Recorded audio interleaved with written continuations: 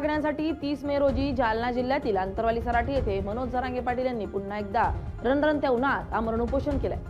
दिवसभराच्या नाट्यमय घडामोडी आणि राजकीय हालचालीनंतर राधाकृष्ण विखे पाटील आणि आमदार प्रसाद लाड यांच्या यशस्वी मध्यस्थीमुळे सरकारने अनेक मागण्या मान्य केल्या।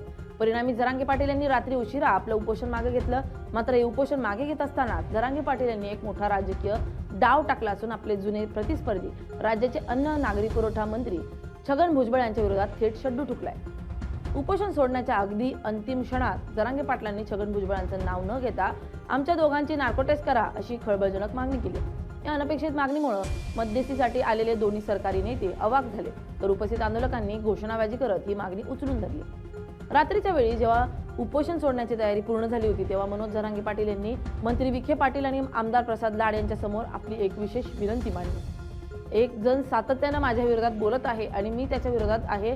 दुधा भाव नको, दूध का दूध, पाणी का पाणी होऊ द्या, आमच्या दोघांचीही नार्को टेस्ट करा, ही माझी मागणी नाही तर सरकारला विनंती असल्याचं जरांगेंनी बोलून दाखवलंय। थेट नाव न घेता जरांगे पाटील यांनी भुजबळांवर निशाणा साधलाय। या मागणीमागे जरांगे पाटलांचा मोठा डाव असल्याचं बोललं जातंय।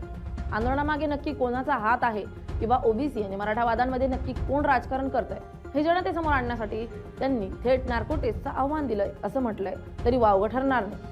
या मागणीमुळे उपोषण संपलं तरी मराठा विरुद्ध ओबीसी हा संघर्ष थांबलेला नाहीये, हे पुन्हा एकदा सिद्ध झालंय। मनोज जरांगे आणि छगन भुजबळ यांच्यातील राजकीय सामाजिक वाद महाराष्ट्रानं गेल्या 10 महिन्यात अत्यंत जवळून पाहिलाय। या वादाच्या कारणांवर एक नजर टाकूया।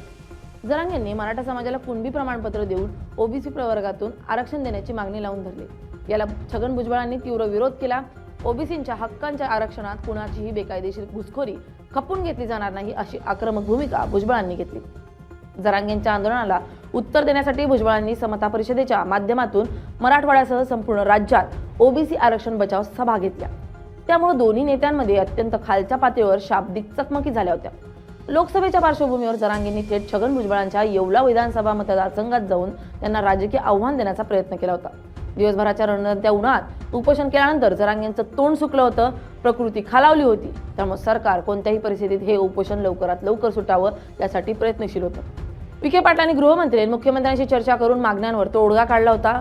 सर्व काही सुरळीत सुरू असताना आणि जरांगे पाणी पिऊन उपोषण सोडणार इतक्यात त्यांनी नार्को टेस्टचा बॉम्ब टाकल्यानं विखे पाटील आणि प्रसाद लाड काही काळ शांत झाले। त्यांना यावर काय बोलावं हे सुचेनासच झालं। मात्र जरांगेंनी आपली भूमिका मांडून उपोषण संपवलं। गेल्या काही दिवसात दोन्ही बाजूच्या नेत्यांनी एकमेकांवर थेट टीका करणं काहीसं टाळलं होतं। वातावरण शांत होतं असं वाटत असताना जरांगेंनी उपोषणाच्या मंचावरून पुन्हा एकदा भुजबळांना ललकारलं। जरांगेंच्या या नार्को टेस्टच्या आव्हानावर आता छगन भुजबळ काय पलटवार करतात याकडे संपूर्ण महाराष्ट्राचं लक्ष लागलंय। या नव्या वादामुळे आगामी काळातील मराठा विरुद्ध ओबीसी आरक्षणाचा संघर्ष अधिक तीव्र होण्याची चिन्ह दिसत आहे। Bureau report LS Marathi.